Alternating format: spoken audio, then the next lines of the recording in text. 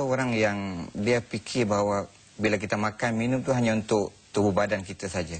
Tapi sebenarnya dalam Islam dia makan dan minum ini bukan untuk tubuh badan kita saja, tapi untuk membentuk rohani kita. Dia ada hubung kait dengan keimanan kita kepada Allah Subhanahu Wa Taala. Itu sebabnya dalam Islam dia kata bukan takat makan yang baik, tapi makan yang baik dan halal. Itu dua konsep berbeza, baik dan halal. Ada baik tapi tak halal. Sebab itulah Islam menekankan dua perkara ini. Baik, kita pilih makanan minuman yang baik-baik dan waktu yang sama halal. Sebab itu kalau kita nak makan dalam Islam, dia ada 3 benda yang kita kena jaga. Yang pertama sekali, sebelum kita nak makan. Yang kedua, sedang kita makan. Dan yang ketiga, selepas kita makan. Yang pertama sekali, orang yang nak makan itu pastikan makanan itu bersumber yang halal. Makanan yang halal dan baik. Itu yang pertama sekali. Yang kedua, sedang kita makan tu ada cara dia, ada adab dia. Bukan pakai lantak aja. Bukan macam ke darah saja. Bukan. Ada adab dia, ambil tangan tangan kanan, baca bismillahirrahmanirrahim. Kemudian berdoa pula. Doa itu Allah barik lana fi ma razaqtana. Maknanya di situ maknanya ya Allah berkatilah makanan kami. Ada orang yang makan banyak tapi tak kenyang sebab tak berkat. Ada orang makan sikit tapi dia kenyang. Sebab itu ada yang masalah sebut tadi, dia makan banyak kali. Sampai kadang-kadang 5-6 kali. Itu kadang-kadang orang pergi kursus, dia tengok makan dulu. Berapa kali makan. Kalau makan 5 kali, bagus. Penganjur baik. Tapi kalau makan 3 kali, kedekut ni penganjur ni. Dia makan dulu. Sebab itulah makan mesti halal dan baik. Yang ketiga, selepas kita makan, macam mana cara dia? Berdoa pada Allah. Itu mengucap itu, Alhamdulillah at'amana. Ya Allah, yang telah bagi kami makan. Sebab ada orang, duit ada tapi dia tak boleh makan. Dia kata jumpa doktor, doktor nasi tak boleh makan, bubur tak boleh makan, ais kacang tak boleh makan. Itu pun kehilangan satu nikmat pula. Satu nikmat. Doktor kata boleh makan apa? Kulit roti je boleh makan. Allah. Dalam hati punya bengkak tak? Bengkak geram kan? Bengkak geram sebab nak makan tapi tidak boleh makan sebab tadilah. Sebab itu dalam Islam, adab-adab mesti kita jaga. Itu dia. Mungkin Tuan Haji boleh bagi tahu sedikit adab-adab sebelum kita nak makan ni. Kan kadang-kadang kita ada macam peraturan macam mula-mula kita baca bismillah dulu ke, kita basuh tangan. Mungkin ramai yang masih tidak jelas tentang adab-adab sebelum makan. Jadi bila dah lapar ni, dia basuh tangan ke tak basuh tangan ke, dia rempuh je. Janji perut diisi. Itu je. Bagus soalan dia. Mula-mula sekali kita bila kita nak makan, sebaik-baiknya sunnahnya kita basuh tangan dulu. Sebab tangan ini merupakan tempat yang mudah kita kena kotoran. Sebab itu kajian telah dibuat bahawa di tangan kita ni ada 500 ke 1000 kuman. Sebab itu kita kena basuh dulu. Sunnah basuh dulu. Sebab selalu kita pegang. Macam tu, itu pertama sekali. Yang kedua, bila kita nak makan itu kita mulakan dengan bismillah. Sebab itu nikmat Allah Subhanahu Wa Taala. Allah yang bagi nikmat pada kita. Barulah makan kenyang Baru makan kenyang. Lepas itu yang ketiganya, ambil dengan tangan kanan. Ambil makanan dengan tangan dengan tangan kanan. Sebab, kenapa? Sebab syaitan ambil tangan kiri. Kita ni orang Islam kena ambil guna tangan kanan. Itu adab dia. Kemudian bila kita dah ambil tangan kanan, kita pastikan dulu. Kalau kita dalam meja kita tu, ada orang yang lebih baik daripada kita. Orang lebih tua daripada kita. Macam ibu bapa kita ke, ataupun orang yang lebih berumur pada kita, ataupun orang yang lebih pangkat daripada kita, seeloknya dia mula dulu. Kita dahulukan mereka lah. Kita dahulukan mereka. Jangan kita mentang-mentang kita ni badan besar, kita makan dulu. Nanti kita kalau kita makan nanti, makanan orang lain sapu. Tak boleh. Ataupun tuan rumah tetamu dulu. Tamu. Dan sebaik-baiknya tuan rumah juga, kalau dalam tuan rumah ni, eloknya tuan rumah mula dulu. Eloknya tuan rumah yang mula dulu. Sebab kadang-kadang tamu datang dia segan. Kita makan sikit. Makan sikit. Kalau dia tengok tuan rumah dah mula, orang lain pun tak segan lah. Itu di antara kadang-kadang kita silap di situ. Kita makanlah. Betul. Maka rupanya sebenarnya dalam Islam, tuan rumah kena makan dulu. Makan dulu barulah tetamu yang datang dia tak kekok. Sebab kita makan dulu. Lepas tu kalau kita makan tu pula, jangan kita makan cepat habis tak. Tuan rumah kau bolehnya bagi permulaan lah. Bagi permulaan, lepas tu dia suap pun sikit-sikit payah. Perlahan-lahan. Biar lama lah dia selesa. Selesa. Dan satu lagi pantang dia kau boleh. Tuan rumah jangan tengok. Tetamu makan tu jangan. Nanti dia kata apa ni. Ini semua adab juga ni. Adab untuk makan. Ini kata dalam Islam memang dia sangat halus. Sangat baik sebab dalam semua bidang pun, dalam semua perkara pun adab dijaga. Sampai masuk tandas pun ada adab dia. Tambah dalam makan, mesti ada adab. Saya kalau tetamu datang rumah Tuan Haji, saya suruh dia makan dulu, saya tak makan. Kita dah biasa kan. Rasanya ni benda baru. Jadi satu informasi baru. Kalau kita mulakan dulu mungkin lebih senang untuk tetamu ikut dan makan. Tak adalah, dia tak ada kurang segan. rasa malu. Itu sepatutnya. Tuan rumah mula dulu. Okey. Mula dulu, dan kalau boleh dia yang paling akhir sekali. Okey. Itu adab dia. Kalau orang datang, tetamu datang pun dia tak kekok.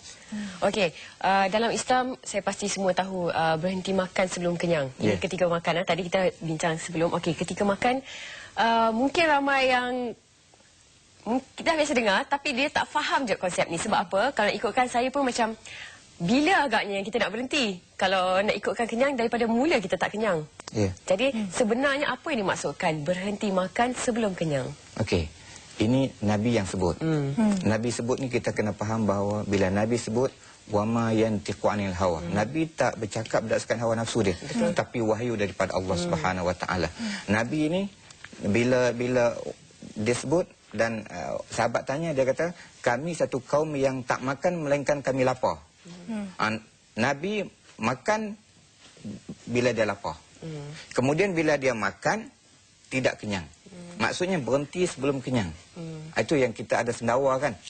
Sendawa tu isyarat untuk kita berhentilah tu. Jangan kita tambah lagi, kita sendawa aja ini baru mula. Kan? Ada ruang lagi ya. Sebab dalam hadis menyebut bahawa bermulanya penyakit daripada perut kita. Sebab itu kalau kita jaga perut kita, insya-Allah kita susah dihinggapi penyakit. Satu. Yang kedua, bukan sekadar kita susah dihinggapi penyakit, yang kedua juga ialah makanan juga adalah ada hubung kait dengan ibadat pada Allah Subhanahu Wa Taala. Ada orang kuat ibadat, sembahyangnya kuat, puasanya kuat, berdoanya kuat, tapi kalau dia makan benda-benda perkara yang haram, doanya tidak dimakbulkan oleh Allah Subhanahu Wa Taala. Betul, ada orang tanya, Ustaz, saya berdoa dah, sembahyang hajat dah, kemudian dah pergi masjid selalu, tapi kenapa doa saya tak dimakbulkan oleh Allah Subhanahu Wa Taala? Dia lupa bahawa tiap-tiap hari dia makan benda yang haram, dia minum benda yang haram. Itu juga adalah membentuk keimanan kita kepada Allah Subhanahu Wa Taala. Menjadi darah daging. Ya. Adakah itu memudaratkan? Sudah pasti. Daripada Sudah pasti sebab ibadat tidak diterima. Ibadat dah memang tidak diterima. Makanan dah haram. Makanan haram. Bukan sekadar itu saja. Hati kita bila kita makan benda yang haram, minum benda yang haram, hati jadi keras. Bila hati jadi keras, orang bagi nasihat tak terima. Tak terima. Masuk telinga kanan, keluar telinga kiri. Sebab tu hati keras. Bila orang tegur dia marah kita balik. Dia kata kubur masing-masing. Sebab hati dah itu jawapan yang selalu didengar. Ya. Patutnya orang bagi nasihat bagi terima kasih. Ini yang sebab hati dah kotor. Sebab itulah makanan dan minuman membentuk hati. Kepribadian. Ya, betul. Yalah, Okey, Tuan Haji. Sebentar lagi kita akan kembali lagi sambung tentang kenyang berhenti makan. Malaysia hari ini, topik kami pada anda yang baru saja menonton tentang makan, berhenti sebelum kenyang dan adab makan secara Islam. Dan tamu kami Tuan Haji Wan Akasha. Okey, Tuan Haji, seperti yang dibincangkan Tuan Haji ada sebut sebentar tadi bahawa makanan itu akan menjadi darah daging. Saya rasa cukup tertarik sekali, terutamanya sekiranya seseorang Islam berada di luar negara, di mana Islam ada memberi konsep kelonggaran di mana jika di dalam keadaan darurat kita boleh makan. Tapi ramai yang menyalahgunakan konsep darurat ni, di mana kan alah tak apa, susah nak cari makanan halal kat overseas ni, kita makan je, tak apa, boleh makan je kat Burger King ke dekat mana-mana lah, boleh lah. Apa pandangan Tuan Haji? Okey, satu soalan yang bagus, yang baik. Sebenarnya itu memang orang yang bercakap demikian sebab dia tak faham apa makna darurat. Dia kata susah makan di luar negeri, kemudian boleh makan apa sekalipun. Tidak. Darurat kita kena faham bahawa ialah kalau kita tak makan sampai tahap kita mati. Adakah kita luar negeri, kita tak makan kita sampai mati sebab kita ada roti. Kita ada apa lagi? Sayur-sayuran. Sayur-sayuran. Buah-buahan. Buah-buahan. Kita ada ikan. Sebab itu kita jangan salah gunakan darurat ini untuk menghalalkan apa yang diharamkan oleh Allah Subhanahu Wa Taala. Pertama, yang kedua ialah kita kena faham juga darurat ini ialah bila kita makan, contohnya kita masuk darurat, contohnya lah dalam hutan bagi contoh, darurat juga kita makan ialah sekadar untuk jangan kita mati saja. Jangan kita makan sampai kenyang, sampai sendawa 3-4 kali. Tak boleh, itu salah. Salah konsep darurat. Takat untuk hidup Untuk saja. hidup saja. Boleh survive. Untuk hidup saja, untuk survive saja. Bukan sampai kenyang, tak. Ini kita kena faham elok. Begitu juga bila di luar negeri tadi kan. Jangan kita salah salah ambil darurat sebagai alasan untuk kita buat benda yang diharamkan oleh Allah Subhanahu Wa Taala. Sebab apa? Sebab kalau kita masuk benda yang haram sikit pun, doa kita susah dimakbulkan oleh Allah Subhanahu Wa Taala. Dan bukan kerana itu hati menjadi keras. Ini bahaya untuk masa depan kita dalam di dunia, di hari akhirat kita akan dicampakkan ke dalam api neraka Allah Subhanahu Wa Taala. Saya percaya juga Tuan Haji, daripada segi zuriat juga ia tidak baik untuk kita kalau mengamalkan makanan-makanan yang haram, yang tidak baik. Yang kalau tak diambil, tidak dititik beratkan apa yang Betul. diambil. Sebab bila kita makan benda yang haram, bukan setakat diri kita saja susah untuk menerima kebaikan, anak, cucu, cicit kita juga akan membesar dalam keadaan dia dalam bentuk haram kan. Maka bila dia besar, dia juga susah untuk menerima kebaikan. Dan di hari akhirat nanti dia juga akan mendakwa mak ayah dia. Bila dia akan mendakwa mak ayah dia kata mak ayah dia dulu makan makanan yang haram. Sebab itu dia besar dalam Keadaan yang sedemikian. Hmm. Bagaimana Pemakanan yang orang kata haram ni boleh memudaratkan? Okey, sebagai contoh ya. Sebagai contoh ya. Kita pergi mencuri. Kita pergi merompak. Itu makanan-makanan yang dibeli daripada hasil curi dan rompak tu. itu. Haram. Kemudian rasuah. Menipu.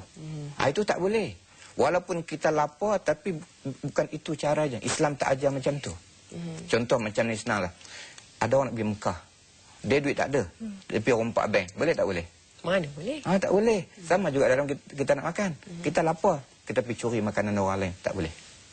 Mungkin ia juga akan mendatangkan penyakit sebab benda ni haram kan. Jadi Bukan sekadar penyakit dari segi fizikal, penyakit dalam hati. Dia dua penyakit. Yang pertama sekali penyakit fizikal.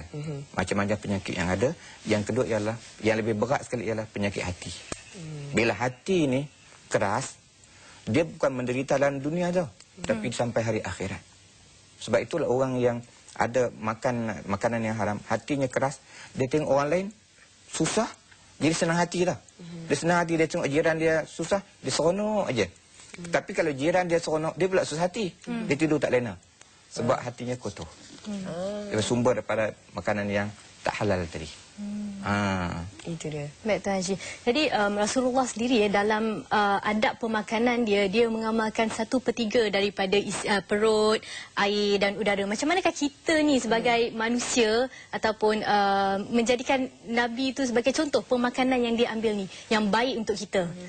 Okey. Itu Nabi bagi tip pada kita lah untuk kita dalam proses kita nak berpuasa ni. Dalam kehidupan kita seharian ni lah Nabi bagi tip pada kita. Nabi bagi tahu pada kita penyakit berpunca daripada perut. Macam mana kita nak jaga ni? Nabi sebut pada kita 1/3 untuk makanan. 1/3 untuk minuman. 1/3 untuk pernafasan. Itu kita nak makan. Jangan kita makan sampai 3/3. Isi makanan. Kemudian ada orang tahu dia makan 3/3. Lepas tu bila dia minum air, bayangkan makanan tu sebab Tak ada ruang. Tak ada ruang. Atau macam bulan puasa, air tu nak ini dicampur masalah dia. dengan Ada masalah dia. air nak dicampur dengan makanan. Jadi okey, jadi katakan untuk persiapan bulan Ramadan kita sentuh sikitlah Tuan Haji. Jadi adab berbuka puasa lah ketika bulan Ramadan katakanlah. Mungkin ada yang masih lagi berpuasa sunat. Ya. Jadi untuk berbuka puasa ni, apakah adab yang terbaik sekali? Kalau nak ikutkan nafsu, bayangkan dah siang hari tu sepanjang-panjang hari tak dimakan. Jadi bila dah nampak makanan tu, kita dah jadi lupalah. Jadi adab ketika untuk makan berbuka puasa. Okey, bagus soalan tu. Dia begini. Dalam apa juga bentuk pun, contoh dalam makanan juga, jangan kita membazir. Biar sederhana. Nabi sebut, Allah sebut juga, wala tusrifu, jangan membazir dan jangan melampau. Dalam kita makan pun jangan kita melampau. Walaupun kita siang tadi kita berpuasa, bila kita nak buka puasa, makan segala-galanya. Tak boleh. Biar sederhana.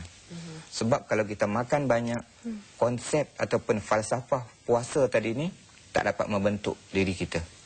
Sebab sebenarnya bila kita puasa sebenarnya ialah untuk mendidik kita supaya kita jaga makanan kita, jaga minuman kita. Tapi kalau kita sama saja dalam bulan-bulan yang lain, tak ada beza dia. Kemudian satu lagi yang saya nak pesan juga, jangan membazir.